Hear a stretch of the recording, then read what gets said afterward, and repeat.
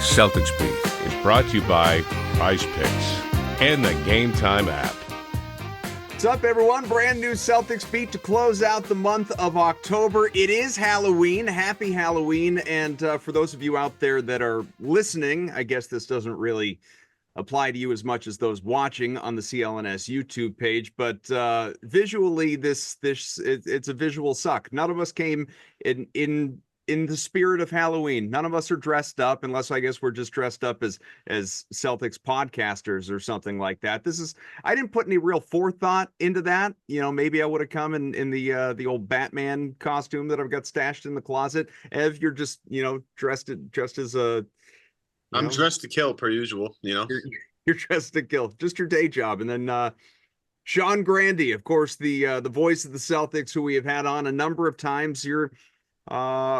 Usually it depends whether we catch you at home or catch you on the road. We catch you at home, we know what backdrop we're expecting. You're on the road, could be any number of different things. But what, t-shirt? That's pretty much all we're working with here. You get the road. That's the road uniform. Essentially, I could angle a thing and show you the city of Charlotte, North Carolina out the window, but there's lighting issues and whatever. Everyone can just use their imagination. People can make their own backgrounds. I assumed that within this world, is this the equivalent of November sweeps, that you go and get the big star for this episode, that you were like gearing up, building up to this? I don't know how the ratings work. Neither do we. It's a great question. I just want to, Kaufman, As anybody. Yeah. Kaufman, you keep me talking shit to Granny when you're wearing a Toon Squad t-shirt. Like, what are we doing here? Just a big space. Actually, I married into Michigan, so I saw. There you go. Yeah. Nice win against Michigan State last time out. When your school doesn't play football anymore, this is a true story. So back in my youth, when I was the next big thing, I'd go to ABC, right? And there's Keith Jackson and Brent Musburger. And one of the things we had to do on the first day of college football meetings is go and shoot these little things for what now is sort of ESPN Plus, but back then was ESPN Game Plan, where they would run all these college football games. And you'd have to say, I'm Sean McDonough, and I watch my school, Syracuse, on ESPN Game Plan. And they're lining everybody up, and they get to me, and I'm like, I can't do this. And I'm sure they thought I was who the hell is this kid, like, refusing to do this thing? I'm like, yeah, my school just dropped football. It's not that I won't. It's that I won't. It's that BU. Hey, we were undefeated a few years ago, but now, we dropped football, and there's Title IX and the whole thing. So I'm just gonna stand over here. Just gonna lay out. Let McDonough and the rest do their thing. Do want to do a quick shout out, by the way. This is not an affiliated sponsorship with the show or anything like that, although maybe one day that would be fun. The 90s department, Geo at the 90s department. For those of you that haven't checked it out, you should go to the website. Some cool stuff. He sent me a hat, this cool Celtics hat that just to show people who are watching. It's a cool look. I just wanted to give him a shout out. Represent this thing a little bit. You want to send me free stuff? You want to send Sean free stuff at the same time? Yeah, well, I'll take free stuff. How Kaufman's only getting free stuff here? That's driving me crazy. So not only do you go for the biggest star you can possibly get, now you're trying to throw ads into the thing at the same time. Like you said. Week, baby. We're really embracing it. Look, we got to get excited about something. It's not like the Celtics are going to go 98-0 or something like that. Undefeated is off the table at this point in time. Only the Cavaliers and the Thunder, expectedly kind of the Thunder, obviously. Only these two teams are sitting at the top of their respective conferences. The Celtics no longer perfect after this overtime loss at Indiana, a game in which, look, I thought they were going to cover. I thought they'd cover the 6.5, 7 points, depending on where you like to shop around, just to mix in a little bit of betting talk. But, maybe if they hadn't played with their food at the beginning and fallen down by 20 plus points, might have happened. It was a nice comeback. They didn't roll over. Obviously respect that. And I'm kidding. Nobody was going to go undefeated. We all know that. The Celtics, they are off to a banner start, you might say. 4-1, some really impressive wins against the would-be contenders in the Eastern Conference as well. Blew out the Knicks in the openers we talked about last week. Most recently, took down Dame and Giannis and the Bucks as well. And we expected a competitive game with the Pacers, certainly a competitive playoff series last year, even though it only went 4 games, every game was close. And so that's a team to keep an eye on in the Eastern Conference. But now we've got this 5-game sample to start off the year. And where I want to start is, Sean, I was asked going into that game, what are your expectations for tonight? I'm doing this interview and I I boiled it down to this. In a lot of ways, you could kind of boil every game down to this, I recognize, but I was just specifically talking about this one with the Pacers. I said, Celtics, they're going to take their 45 plus threes, wound up being almost 60, but they're going to take their 45 plus threes and they hit 40% of them, they're going to win going away. They hit between 30 and 35%, it's going to be a close game, and who knows, maybe they'll lose. They end up shooting 33%, and, we saw what happened, obviously. Is it that simple with these Celtics, given the volume, obviously, that Missoula ball dictates, that if you reach a certain benchmark, you're the stats guy, reach a certain benchmark when it comes to these 3-pointers, then you can all but guarantee victory, whereas they fall just a little bit below that and you're in for a dogfight? The stat guy? Yeah. When they induct me into the Hall of Fame, is that what they're going to say? Yeah. It's going to be part of the tombstone. Yeah. To some degree, it is that simple in this regard. And I don't want to go over anybody's head, but here's a literary reference. In a great classic early episode of The Simpsons, when Apu is trying to get his citizenship, right? And Homer is teaching him all this crazy stuff or whatever, and he studies for the citizenship test, and they ask him what was the cause of the Civil War? And he said, well, outside the obvious conflict between abolitionists and anti-abolitionists, there were several factors, and the guy's like, just say slavery. Slavery it is, sir. And obviously it's extremely complicated what causes the Celtics to shoot that. But if you look at the number, if you extrapolate the numbers afterwards, when the Celtics don't get past 34, 35%, that's when they become mortal. And the real reason last night was that the Pacers defended the 3-point line extremely well early in the game. The reason the Celtics got back in it was because Indiana doesn't know how to play slow. You don't know how to play with a lead, and all of a sudden they had a lead that should be impossible to surrender. When you're up by 22 at home with 8.5 to go, you should be able to milk that baby, and they don't know how to do it. They can't run their offense. But defensively, I thought they were really good, and maybe not having Turner ended up helping them a little bit, in that they were a little smaller, more athletic, and more mobile defensively. And when you think about the threes, what was so striking as the Celtics are ruining basketball, as everybody's saying, for the first week of the season, what was so striking on opening night and in some of these early games is how open the 3-point shots have been, that the spacing has been so good that you're watching Derek White and obviously Al and even Jason would get a couple getting open threes. And if you think back to Wednesday night in Indiana, how many of those shots at the beginning were open? The Celtics were an ordinary 3-point shooting team because they were really being guarded well at the 3-point line. Yeah, and sometimes with the lack of Turner inside, it almost felt like it was easier for Boston to get those layups, right at the basket. It almost felt like Indiana was like, hey, take as many, you'll try and take as many threes as you want, but you'll end up trading them for twos, which is exactly what I criticized New York for. The opening night was like, how do you guys passing up open threes to take tough twos against a team that took 60 threes? Like, that's just not good. The math's not going to work. This Indiana team, I find fascinating because of just their ability to say, defensively, we're not going to not say try hard, but it's not going to be our priority. Our main priority is getting good shots down the other end. And they always do. Like, they're just, and even some of the tough ones that they make, like Pascal Siakam's 3 to win the game at the end of the game was not an easy shot. And Pascal's not the best 3-point shooter in the world. So when you look at everything, I first off, I want to thank everybody for not freaking out after a loss this year. Last year, I don't know about you, Sean, but I found it nauseating to just after every time the Celtics lost, everybody's having a meltdown. At least like today, it doesn't feel like it's so bad. Boston didn't play.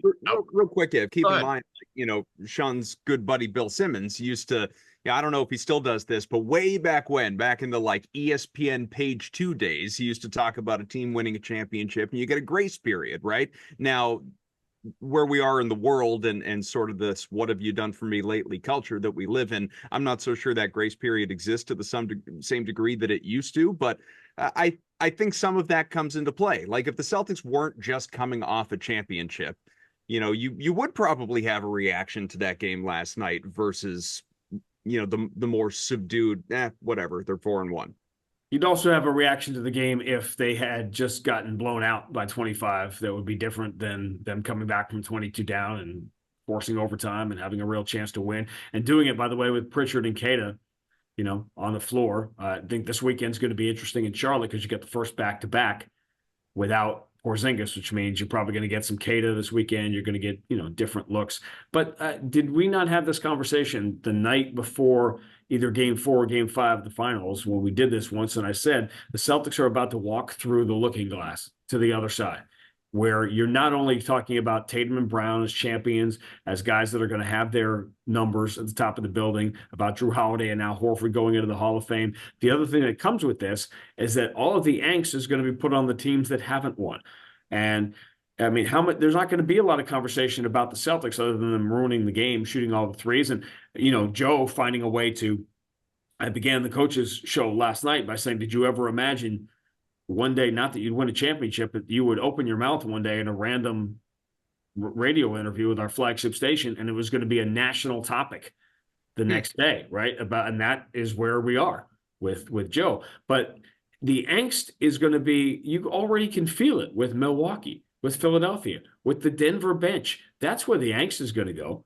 And meanwhile, the Celtics, unless, they win 46 or 47 games or something like that happens, it won't, and there'll be bad nights and people will react badly. Here's what you're going to get with the Celtics this year. Here's the negative. The nights will come up where they go, 8 for 38 from 3 and lose. And people will say, oh, they shoot too many threes and they got to stop shooting threes. When they shoot threes, win 64 games, win a championship walking backwards, and start 4-0 because they're shooting threes, nobody says anything about it. It's only on the nights that they lose, people will complain about them shooting too many threes when everybody else in the league is trying to copy what they do. Yeah, that's my favorite part. It's like people didn't watch last year and just say that like last year was an abnormality that they won 64 games and went 16-3 of the playoffs and pretty much boat raced everybody to their 18th banner. Everybody complaining that killed me. And again, it comes back to this particular point that you hammered. Again, Sean, you had this in like February. I want to say like January, February, you came on here and you're like, look, if everything goes like it's gone the first couple of months of this season, this is going to be one of the best teams anybody's ever seen. And they're going to raise a banner and this is a championship team right here. And that particular segment that people ran with the first couple of days of the season drove me crazy because, again, we are devaluing how special this group truly is. And I mean group from Brad Stevens all the way down to like Jaden Springer and Jordan Walsh and everybody at the end of the bench. This is a collective unit that is breaking the mold of basketball and rewriting a new chapter. Like we spoke about Simmons already. I was listening to him and Kirk Goldsberry talk about this new era of 3-point shooting and how the Celtics have taken the torch from Steph Curry and those Warriors teams and elevated it to a whole new level. And now they're ushering in a whole new era of 3-point shooting to the point where, it's not just about the 5 guys that start this thing. The Celtics bringing off the bench when they're fully healthy, a 6'1" point guard who, I don't know, is going to shoot 10 threes a game, hit 40% of them, and is the best buzzer beater shooter, not named like Michael Jordan, history of the game. They bring off Sam Hauser, who shoots 40% from 3. And then there's 30-whatever-year-old Al Horford, who also shoots 40% from 3. Like, they're breaking the mold of shooting in contemporary basketball. And yet we still find ways to just distract and detract from how historically amazing this team is. This has honestly fueled my hatred to the point where I feel like I'm back in time and I'm a Heat fan when LeBron and Wade and Bosh meet up. And I'm just like, bring me all your hate. This is delicious. I'm watching spectacular basketball night in, night out, and you guys complain about it? Go ahead, bring it on. I'm enjoying myself. First of all, you feel like they could get the kid that Peyton was playing out in the park and throw him up there, and he would knock down. He would too. He'd be all right. Knock a few down. Be like, all right, yeah, get him. And be like, okay, great. It's the end of the quarter. Give it to the kid, right? And he'll run it up the floor and shoot the threes.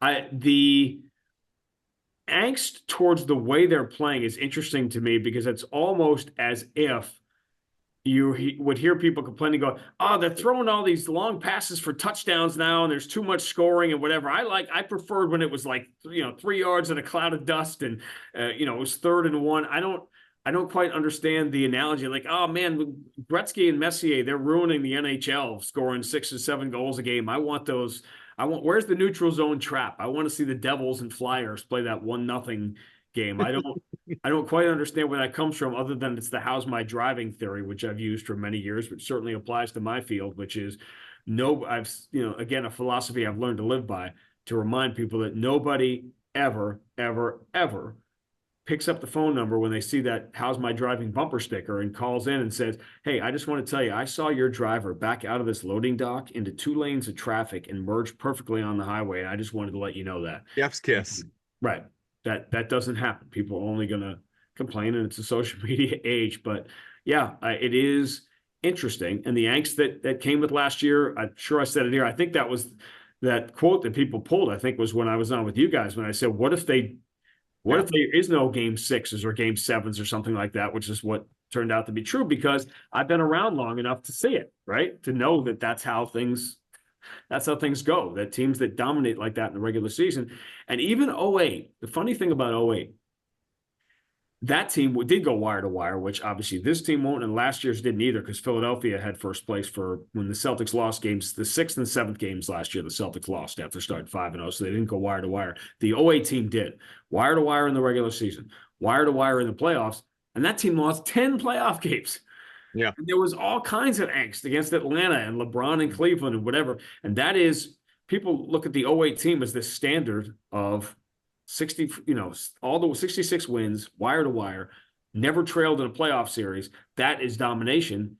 And last year's team blew that away. They had a much higher scoring differential and lost 3 games in the playoffs and not 10. But people didn't appreciate it then. I think there's going to be a little more appreciation now. I think seeing the rings and the banner and the grace, you're not going to get it from everybody. And you can choose to take one comment on Twitter and go, look at these fans, they don't appreciate. I think it's a different ball game now, and people understand it. But at the time, what I kept saying it wasn't about predicting that they were going to win. If you remember, it was more like, people, look at this. There was so much more angst for the 18 losses than there was joy in the 64 wins because of what had happened earlier. 08 didn't have that. 08 was its own thing, that they won in their first year together. People had seen Tatum and Brown in the playoffs lose, and there was disappointment and fear, which I think this comes from the social media age, is just much more fear of getting ragged on by fans of other teams and whatever. And no matter how many of these of the game prep that I would use that I put online about the Celtics have done this amazing thing, there would always be a couple of people saying, yeah, but they haven't won a championship. The Celtics have won more playoff games than anybody in the last, yeah, but they've only won 1 championship. But even the night that people don't, if you listen to that social media crowd, you've got to tune some of it out. When the Celtics won, one of the things I called attention to that night was after years of he can't win the big one. Jason Tatum being this guy that was a good player, but not a great player, whatever the narrative was. And then he wins at age 26. And I said it in the call, in one of the last 4 minutes of the call. I don't remember everything I said, but I know I referenced the fact that he now has more championships at age 26 than Michael Jordan, Shaq, Steph, all these guys combined, because they didn't win at 26. And that was just something visceral to see. Like, understand that Tatum has now won a championship before all these guys. And when you put it out there, and of course, whenever a tweet goes crazy viral, there's always going to be people that see it. And there are people like, now do Kobe. How many did Kobe? Like, not the point. So there's always people that will try and pick apart and take stuff down. But at some point, instead of saying, oh, I can't believe these people aren't enjoying it, you got to say, well, that's their problem. You're not enjoying it if you're worried about the people that aren't. Prize Picks is the best place to get real money sports action. They got over 10 million members and billions of dollars in award winnings. Prize Picks has made daily fantasy sports accessible to all, so you just pick more or less on at least 2 players for a shot to win up 100 times your cash. Your game all season long on Prize Picks. Prize Picks is the best way to get into the action in over 30 states, including California, Florida, Georgia, and Texas. Prize Picks is the only real money daily fantasy platform with an injury insurance policy, so your lineups stay even if one of your players gets hurt or injured. If your player leaves in the first half and doesn't return, Prize Picks keeps your lineup live.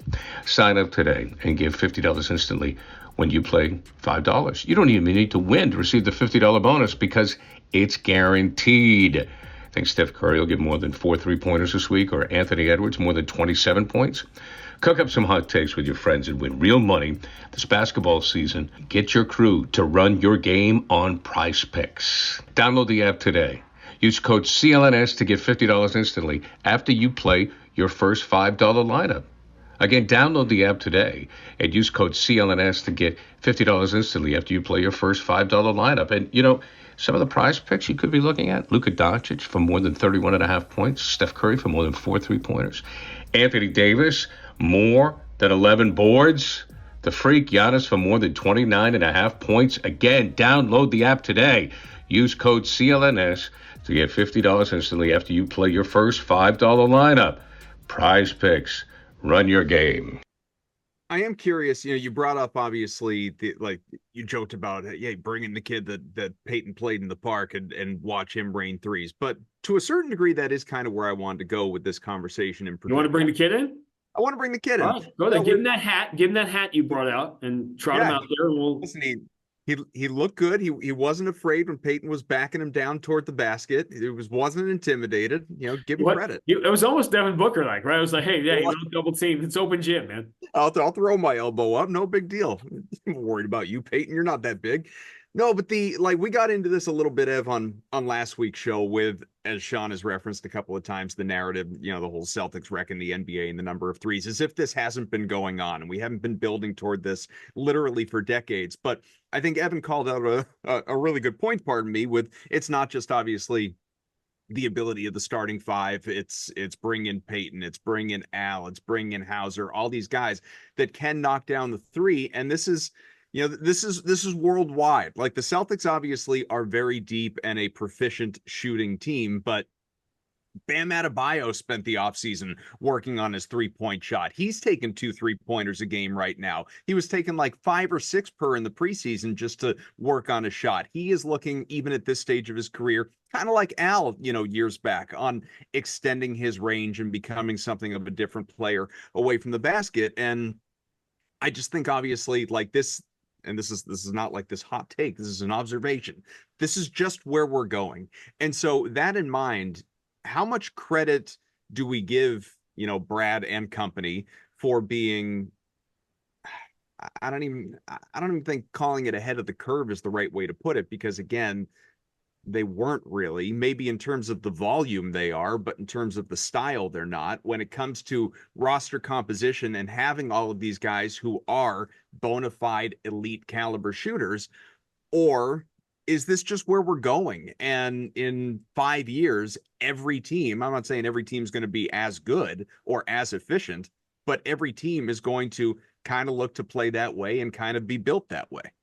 I was cheating because I want to look up something, and I want to bring up another name, the one name you didn't mention on the roster, and it's kind of funny when it comes to 3-point shooting, and no one's brought this up yet. But I will answer the Brad one by saying something that maybe not being ahead of the curve, but being very aware. He's still the coach. It was one of our coaches shows, whatever, of all the years, the 8 years. It's a lot of time on the air. It's like, when you think about, I always find it funny when watching the media wrestle with, do jujitsu with Joe before every game, that they don't like getting in that contest. I'm like, well, I can do 6-7 minutes with him every night. So you're always looking. The point is, you're always looking for new stuff. And I asked Brad when the 3-point shooting was really starting to skyrocket, and I said, do you think every sport is cyclical?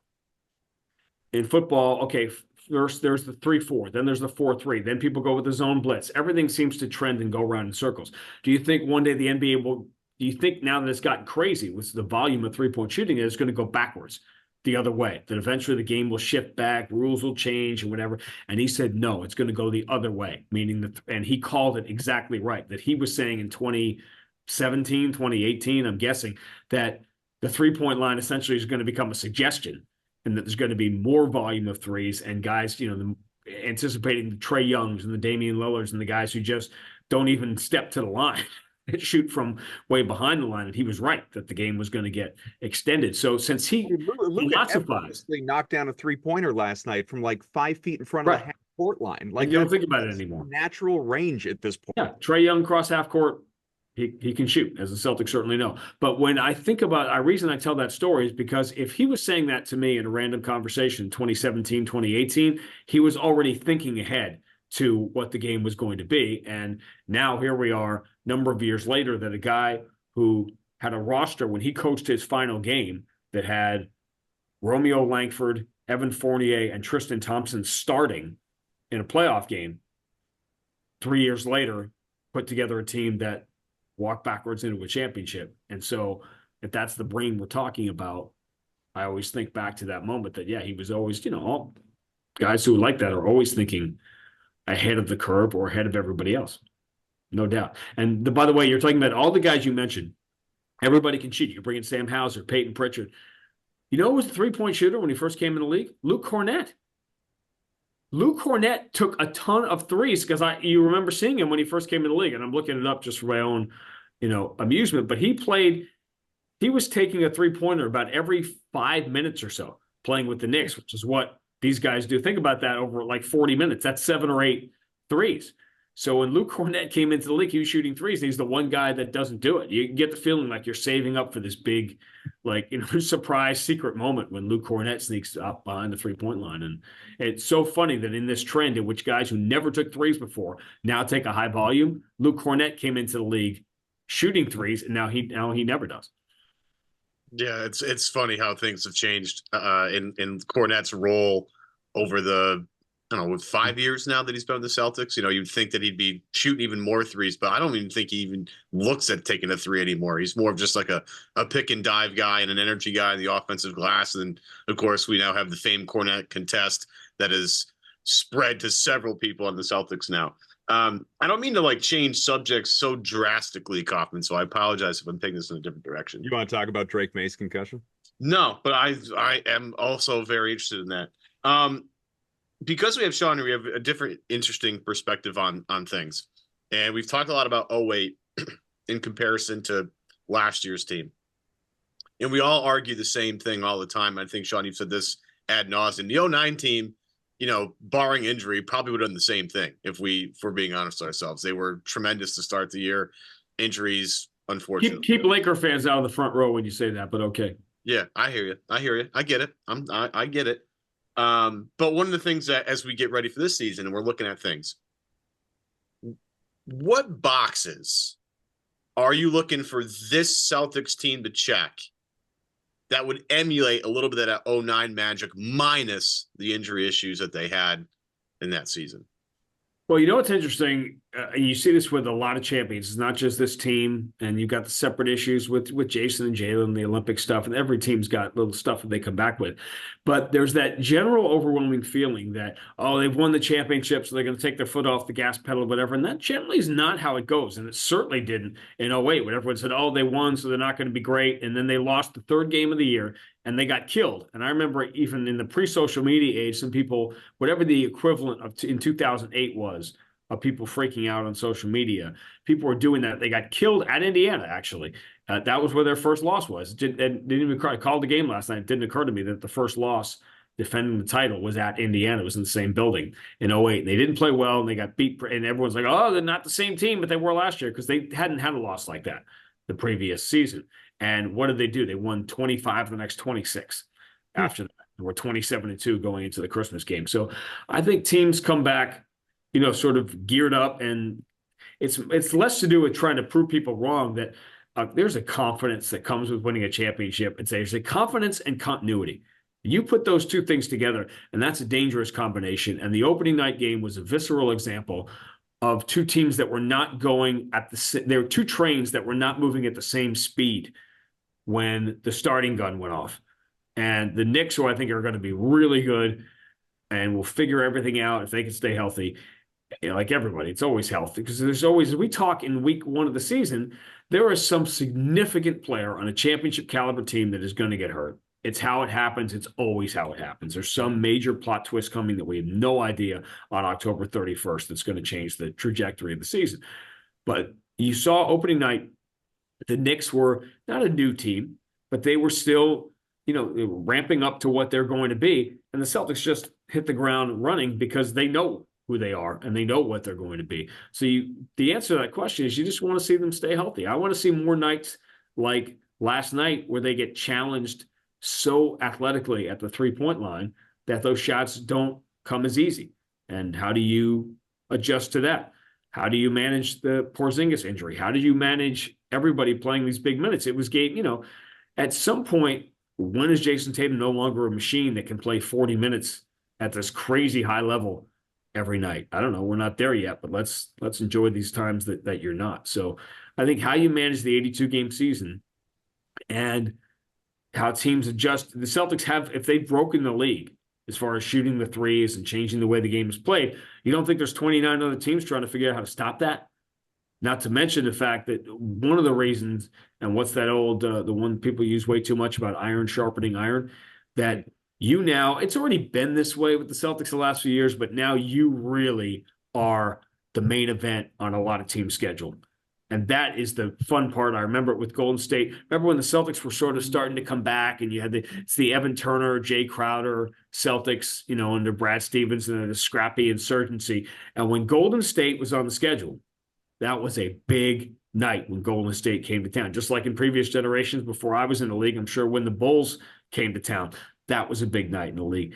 It is a big weekend here in Charlotte because the champs are here. And that's the beauty of you better stay sharp because everybody wants you on their resume. I thought we saw that in Detroit Saturday night, and that is the beauty of this season, particularly as I pointed this out, the Celtics are on an outrageous number of national TV games this year. I mean, it is unprecedented. And this next stretch of games after the Golden State game on Wednesday, which is the ESPN game, and you're going to get the A crew with Mike Breen on Wednesday night. After that game, I think the next 15 or so are just sort of league pass, local cable, under the radar games. And in some ways, those are more fun because, again, you become the target that everybody wants to put on the resume. By the way, after that, when we get to early December, literally every other game is going to be on national TV. It's like 30 of the last 60. Then again, that's another issue for another time, but that's the direction the NBA is going. So just to piggyback off that idea, real quick, Kaufman, I remember the Golden State coming to town years, and I was at the Garden the night they were, I think, 26 straight, and Boston took them to time, and then they lost that game the next night in Milwaukee. Golden State lost their winning streak, and Draymond goes, "You can take the Celtics through that right there. They beat us up last night." And I will tell you, I live in the Berkshires. I'm 2.5-3 hours west of Boston, so coming into town, everybody, that's all anybody want to talk about. That was the only thing only thing on talk radio that day was that. You could tell that there was a different type of energy and juice in Boston that night because Golden State was in town, and it was one of the best environments I've ever been in. It was cool. Yeah, it's amazing. And when think about the highlights of that era, the Celtics ending they didn't end the win streak that night, but they ended the home court winning streak, out in Oakland, and that's one of the signature moments of that Avery Bradley, Jay Crowder, Evan Turner era was winning that game. And so it matters. And that is, I love the season. Listen, I chose the job I chose because I didn't want to give up the playoff games. And obviously the big games matter and telling the story matters. But I think these nights are fun too. The night in Detroit is fun. When young players, remember, as time goes by, all of a sudden young players are coming out of school. And it used to be, wow, Jason Tatum and Jaylen Brown, and all of a sudden you're playing against LeBron and Steph. Guess where we are now? Now kids are coming out of college, and oh my God, I got to guard Jason Tatum. Like it happens fast, and it's cool to see. We referenced a couple of times, trying to repeat, obviously, and that 2009 season that, very well could have been a back-to-back for the Celtics if not for that Garnett injury, and we've talked about that extensively before, but with KG, one thing I always enjoy about you being here, Sean, is obviously your ability to talk about. There's got to be many things. I would imagine there's many things. Well, I said one of the things. There are great things. Is your ability to talk about this team in a historical context, because obviously, as we always like to joke, you are the longtime voice of the team. And so, going back to even just opening night, obviously a week ago or whatever it was, that I often joke on this show, like nobody loves themselves a title and a party like the '08 Celtics. That team might be more championship happy than any team that I've ever seen before. But it was not a big surprise that KG and Pierce, even Ray, these guys back in the building for the ring ceremony, the banner raising, all of it. Do you know, because it's not something we tend to hear about from today's players, if any relationships are forming there to where like Tatum, Brown, whomever, like there have been any conversations with that, not old guard, but most recent old guard, about what it does take and how to get over the hump and how to, be the ones with the target on their backs or, red light on their foreheads, as Missoula likes to say, and all of these things. I'd go farther to say that both, Jason and Jalen, who that's primarily obviously who you're talking about here, they use those opportunities to ask. They have those kind of minds anyway. They always ask questions. There's a funny one. I may have told you this before. So the first couple of years Jason's around, and he knew that Max played in the league. Mm-hmm. But it's interesting how it happens with younger players and how history seeps into your brain differently. And, like JT and Max were cool, and he knew that Max had played in the league, but it wasn't until Max did the 30 for 30, the Celtic Laker 30 for 30, that I remember JT coming back that fall, and he was much more excited about Max. That's where the history creeps in. And because we are all old now, we can run through everything that happened in 2008. Oh, yeah, remember that Atlanta series, and then Game 7 with the Cavs, and it went back and forth. One of the unique things about my job, you're the voice of the Celtics, but you're also the voice of the Celtics for people who are 90 and people who are 9. And while we can recite every detail of 08, 16 years is a long time. And I tried to sort of shout that out again at the call at the end of the championship game, that there's every generation. For the oldest generation, they got one more, and for the children of the 80s, they get one as adults, and the children of 08 get one as adults. The children of 08 of the 80s get one for their kids, and now the kids have their own. Everyone's going to have their own perspective. And to me, when I first took this job, people would go, when Larry would come back or Kevin McHale would come back, and you'd see people worship the 80s. And now the 08 guys, that's the same thing when they walk around the building. And I know as this is going on, I'm thinking about, what is Jason Tatum night going to be like? What's Jaylen Brown night going to be like? What's it going to be like when Tatum and Brown walk in the game? Is JT going to stick around long enough to play with Deuce? Maybe JJ Redick's son will be coaching the Celtics when, like Jason Tatum's in his 20-something year. And so once in a while, you try to step back and have a broad view. Like tomorrow night, we're going to play Charlotte, and that game is going to have its own X's and O's and its own storyline within the game. But I also like to have particularly on, important nights when you're at the Garden and you're under all those banners, that's the point. Like, where does this fit? Where's the connectivity between the generations? And I think, bringing it back to what you ask, I think you got a lot of guys in that room that do appreciate and like to tap into what those guys bring. Yeah, I mean, that's reflected, I think, a little bit of starting five. I don't know if you caught that, Sean, but KG is not a prominent, but he's a voice in this thing. And you can tell when he talks about Tatum, he's talking about something a little bit different, as he's watching Tatum kind of like go through all the checkpoints you have to check as you win a title. You could tell that KG and him have had some serious conversations about winning a title and how excited that KG was for especially Tatum and Brown, that they got through the hump and were able to break through and win a title, because he knows what it means to win a title in Boston. Just as Bill Russell was excited for KG. Right. You see how it works generationally, because there's very few people who can understand. We can sit here and talk for hours about winning a championship, whatever, but we don't know. It's a very select club that you get into, and it meant so much to KG. And remember, when KG and Paul Pierce and Ray Allen got together, the three of them, none had ever been to the finals, let alone winning a championship. And the clock was ticking on the new Big Three era the day it started. Yeah. Because they were all 30. No, we all looked at it as a 3-year window at the time. Yeah. And I maybe we talked about this before, but I remember the flight back from LA after losing Game 7 in 2010. I got on that plane thinking the era, that was it, that it was over.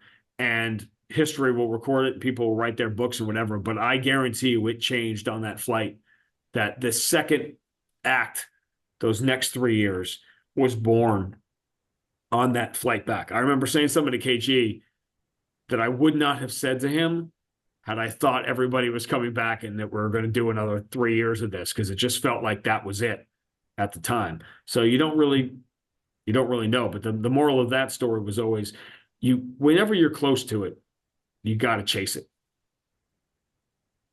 Yeah, like right now they double down on it, right? Like, you look at as a nice way to have two ends of the spectrum. You have the Celtics where, like, we're bringing this whole team back. We're the team up for sale. We don't care. Like, this is the group. This is it. We're diving head first.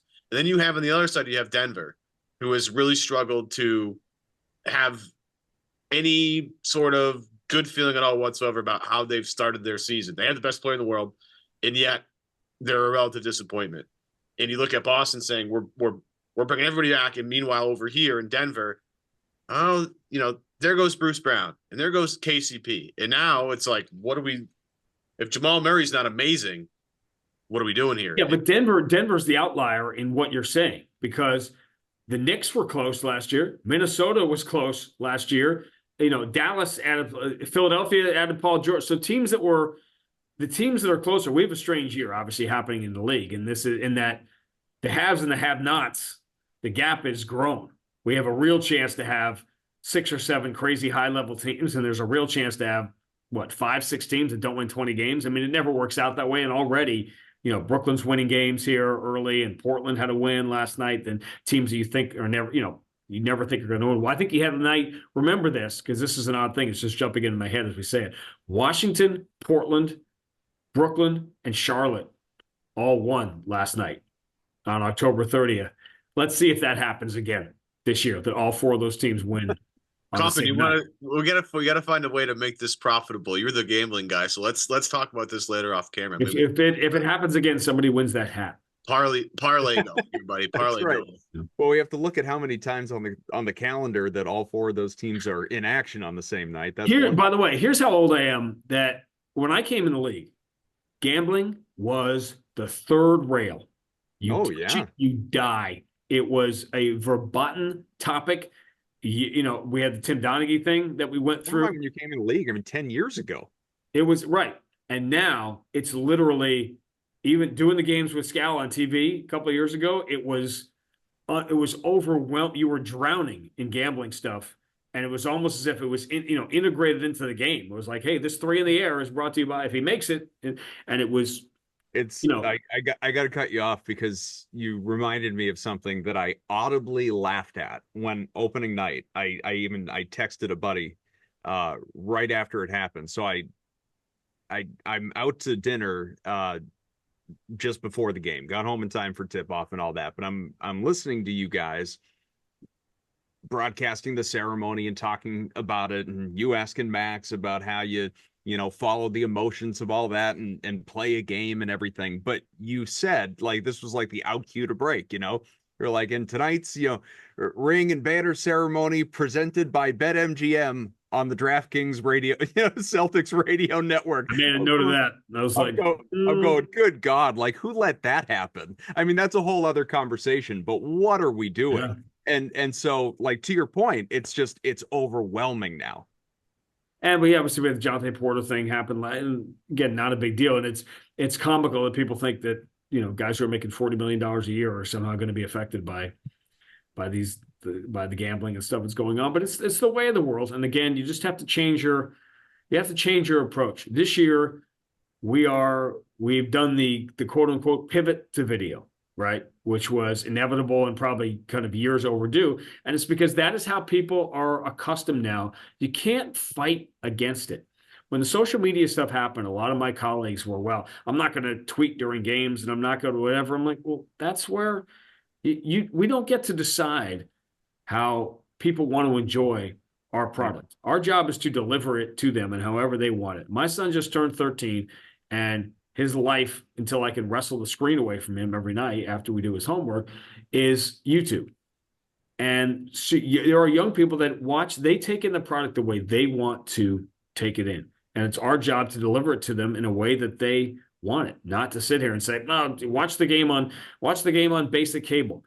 It's all going away. Everything's going to be on the apps. We're in a dramatic change in the NBA as to the way the games are going to be delivered. And, this network's going to have them and this app is going to have them. And you just have to kind of go with it. The Celtics won a championship, right? And to some degree, because of what we were saying earlier, Brad Stevens could see what was going to happen. In my field, it's the same thing. The people who are going to be successful see what's going to happen in 3 to 5 years, and you are prepared for it. It's no different.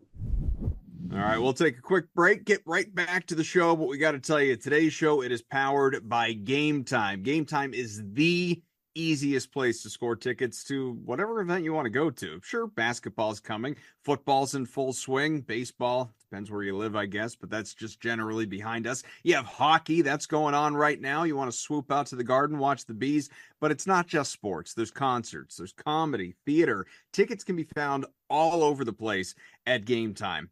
Even a new feature called Game Time Picks that makes getting tickets to see your favorite teams play live even easier, Ev. And Game Time Picks, it filters out all the fluff to show you only incredible deals on great seats so that you don't have to waste time searching through thousands of tickets. And they have this new thing, Kaufman, called the Super Deal. I don't know if you've seen this yet, if you've been perusing the Game Time app, but basically what happens is Game Time will show you pick we always talk about the Celtics in the show. Let's say we wanted to go to opening night and you pick you're looking through the ticket options. They'll have something called the Super Deal, which means it's in the top 1% of all tickets available for that event. If it has that super deal, you better pounce immediately because those tickets will not be there long. They're too good of a deal. Lowest price guarantee, like Ev said. So download the Game Time app, create an account, use the code. It is CLNS for $20 off your first purchase. Again, that code CLNS. Terms do apply. Again, create an account, redeem the code CLNS. $20 off. Download Game Time today. What time is it? Game time. Let's get back to the show. I don't know if you have any inside info on this, but we got a little bit of an update on Kristaps Porzingis from Shams yesterday about him coming back potentially in December. He is, I will say the game highlighted him shooting a little bit pre-game, noting that he's, working his way to get back. Any idea on the progress of what I would call the Celtics cheat code waiting in the wings here?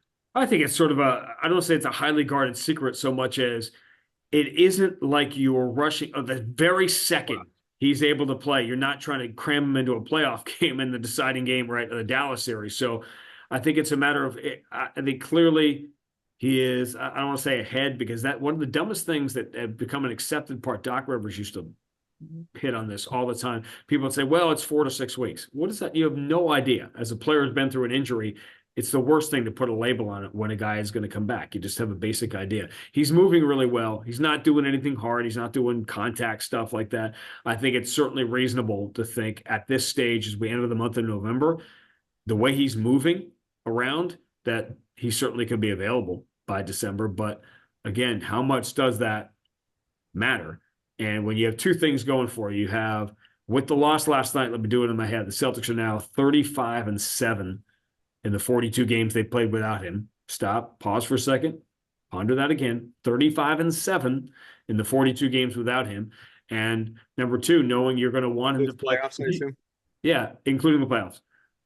If you could script it, you would want him to be able to be available for the playoffs, and you want him to play what? Answer this. It's a rhetorical question, but how many games would you want him to play in the regular season? 25? 30? It doesn't matter as long as he's – so therefore – you had him in December. He's doesn't play back-to-backs. It's going to be what it's going to be.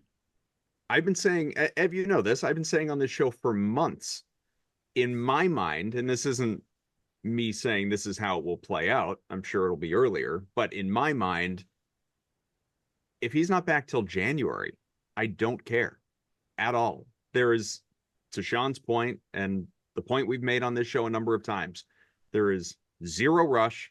Celtics are very good without him.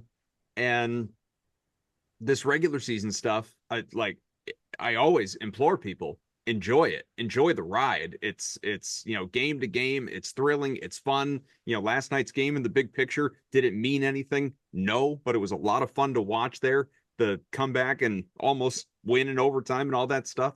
But Kristaps Porzingis just has to be healthy come April and beyond, and hopefully can make it through a playoff run without injury. Probably won't. There'll probably be some sort of a setback, but hopefully he is largely available as he was throughout, I don't know, up and down last year through the playoffs, obviously. But it doesn't matter. If he comes back in November, if he comes back in January, that has zero impact, not only on my life, but on the Celtics' lives. They're going to be some impact on my life.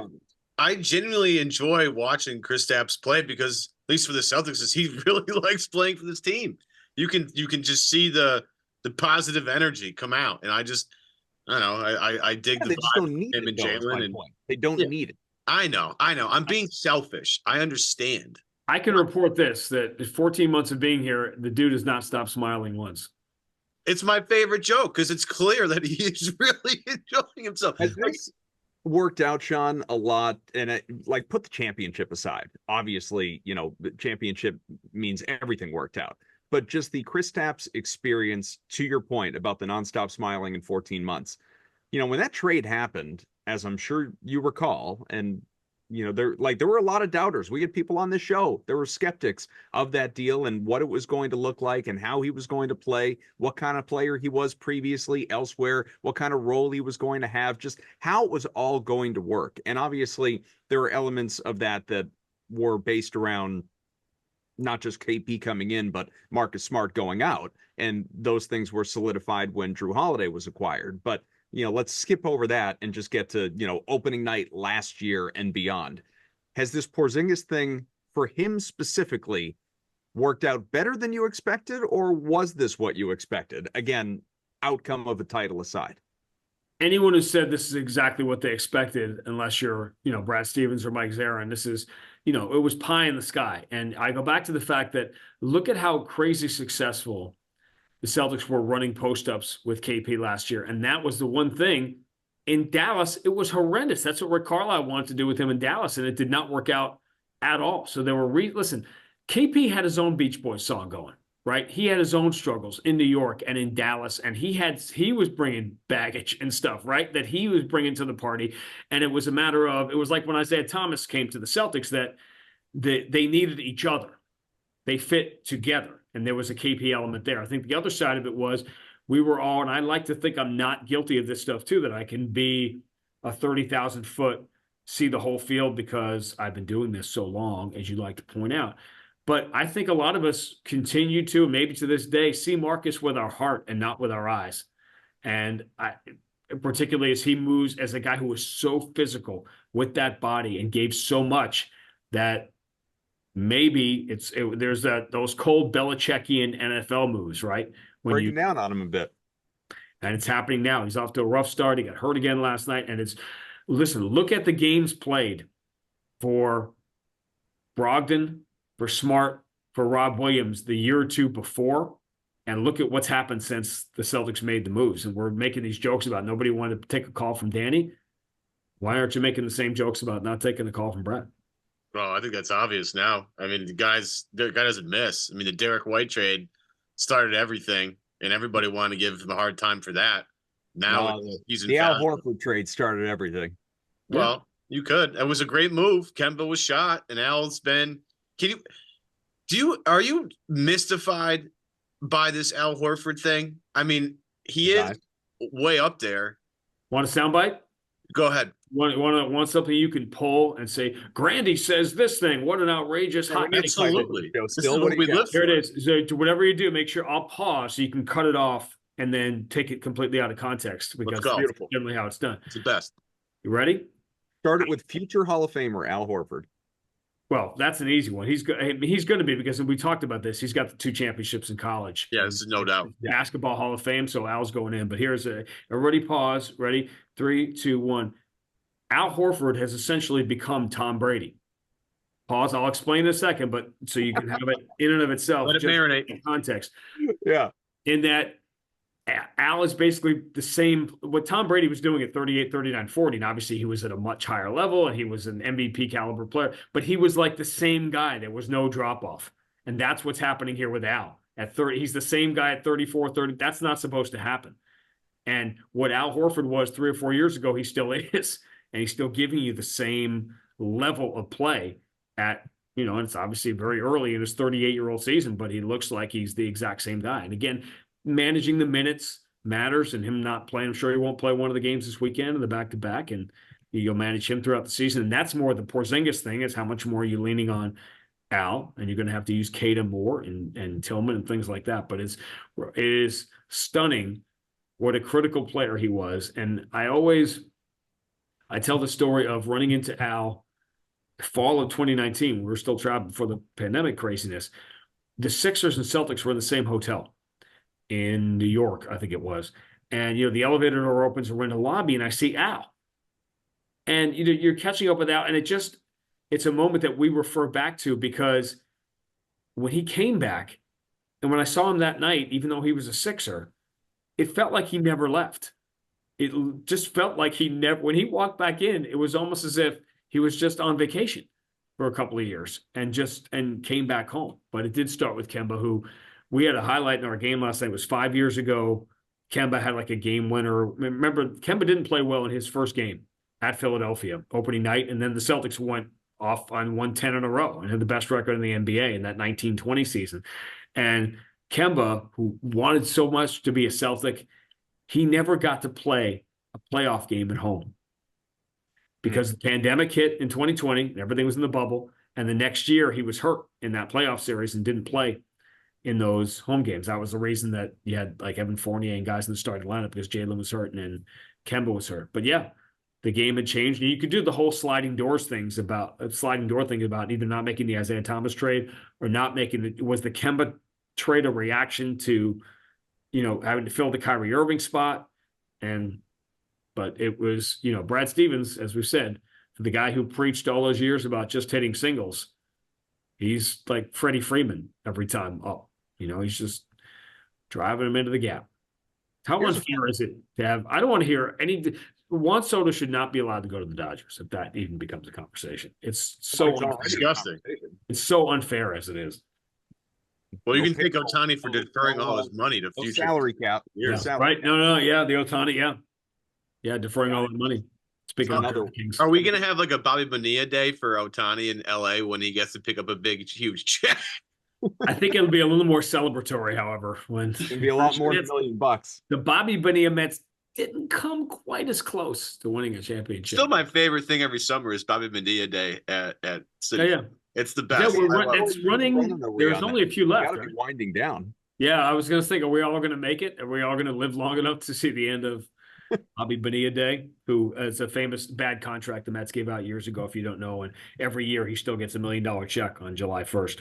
It's the best. It's the equivalent. It's the second best deal ever made. The deal that I teach my son that the greatest business deal ever made, not in sports, but in the history of business, was the St. Louis Spirits of the ABA, when they did not get one of the expansion slots. They did not get to go to the NBA, and they were really disappointed, and all the other teams took cash compensation. And they just wanted a piece of the television deal. And in the 1976 in the NBA, a television deal was like $20 a game, but they got a full share, or a 4/7 share of television right money in perpetuity, which means the fancy way of saying forever. Evan, you were acting like you don't know this story. Go Google it. It's the greatest business deal, not in the history of sports, but in the history of business. And this ABA franchise made hundreds and millions of dollars over the years because they got a piece of the NBA television. Who's getting that money now? I think the NBA finally got out of it. Okay. A few years ago, but for years and years and years, it just literally told all these other teams, the Virginia Squires and the Kentucky Colonels, they all went away and disappeared. And the owners of the St. Louis Spirit made, hundreds of millions of dollars. Been a family for generations. Yeah. One more on Horford. We've never ever, believe it or not, had this conversation on this show. I'm curious your opinion of it, and then we should wrap because we've been going for a while. So Horford spent what, 9 years with the Hawks, I think, to start his career, and was obviously, individually speaking, a better player. I mean, he was younger. He was, in his prime. He was, a multiple-time on the 08 team, by the way, that pushed the Celtics to Game 7. Yeah. That was his rookie year. It was, for people that don't remember, we're all old enough to remember, Al Horford signing with the Celtics was at the time, that was the biggest free agent the Celtics had ever signed. Yep. That was significant. No disrespect intended to Dominique Wilkins because he was not the same player at that stage of his career. But anyway, 9 years, I think it was, with the Hawks. And this is now 7, I believe, with the Celtics. Is Al Horford, and obviously he's won more with Boston and may continue to win more with Boston, we hope. Is Al Horford, when it's all done, when he goes into the hall, all that stuff, and I agree with you, there's no debate because, again, it is not the NBA Hall of Fame, it's the Basketball Hall of Fame. What you did in college or Olympics or whatever else, it's all relevant. Is Al Horford remembered as a Hawk or a Celtic? Oh, it's a Celtic. It's not. I don't think it's even close. And remember the relationship. Al still gets booed when he goes there, not for what he did or didn't do there, but for leaving. So there's. It was not, and he was the best player on that team. And those were good teams, by the way. When you look at the history of the Atlanta Hawks, there's almost like these outlier teams. Remember they had that crazy long winning streak one year, I want to say around 2016. Didn't he win 60 games with Atlanta one year? Al was one of those guys. There were a lot of really great players in the Eastern Conference in the 2010s that never got to the finals because LeBron took them all out. And Al was at the top of that list, I think. And Kemba, who we talked about earlier, Kemba was a guy that didn't win a game against LeBron James. He had one of those streak. We had one last night, by the way. Pascal Siakam had lost 13 or 14 in a row to the Celtics until that one last night. Crazy stat, because I know I'm the stat guy. I just love weird, innocuous, useless information. Pascal Siakam in his last 22 games against the Celtics is now 3-19, all 3 wins in overtime. Listen, you can't put back 22 games in regulation. Nobody, not even Dick Lipe, has that stat. Well, what can I tell you? I've lived through it. I stumbled on that one because last year Siakam was really good against the Celtics when he was on the floor, and when he would leave the floor, Toronto would fall apart. So I was aware of those in those games. And then when he got traded to Indiana, it happened again. And he went through a year last year where he played 9 games against the Celtics, and he was deady. His plus minus was even. And when he was off the floor, his teams were like a minus 50, and he went 0-9 against the Celtics last year because he played all 4 games for Toronto and then got traded to Indiana and played against them. So, and then he had the great first half last night. They're up by 22, and then he couldn't make a shot. I was just talking about it during the game. Like, what does he have to do to beat these guys? And then the 22-point lead disappears. And listen, you got to find weird stuff in the course of 82 games to make it interesting. Celtics are definitely interesting. Off to a 4-1 start despite that overtime loss at Indiana. Now the back-to-back, not on a Monday, sadly, but games in Charlotte on a Friday and a Saturday. Road trip finishes out fittingly enough based on this conversation in Atlanta on Monday, and then it's back home for one of those national televised games at the Garden against the Warriors. And you buried the lead. I thought you were all excited about the fact I got Joe Mazzulla to laugh last night. Yeah, we never brought this up. I can't believe we got this far. We should bring this up before we close out. Joe Mazzulla, I don't want to say finally showing personality. That guy's been showing personality since that's all he does is show personality. Yeah, we affectionately refer to him on this show as certified. A psychopath, but our psychopath, and we love him dearly. But yeah, you got him to actually crack an audible smile, if you will, the other day. Laughed on the air. We're just going to run it as a loop. It was off the thing that happened the other night, which is the challenges. All those, which is an interesting issue because fans got upset, right? Because the Celtics challenged and won, then they challenged again and won, and then you're out of challenges. And even though there was one later in the game with Holiday, I think Holiday's shot hit the rim, but you're out of challenges, whatever. And I passed along the story of a lot of people reacting on Twitter and basically saying, what kind of ridiculous institution is there that where you can challenge and win, and then suddenly you're not allowed to challenge anymore? And I said, marriage. And so if I can get Joe to laugh, Ain't that the truth? again, things you try to do over 82 games. We all talk about side quests and the Celtics' need for side quests to make this year interesting. Broadcasters have side quests too, and I believe Sean knocked off a big one right there. Yeah, you just got a little list check. It's a long season, kids.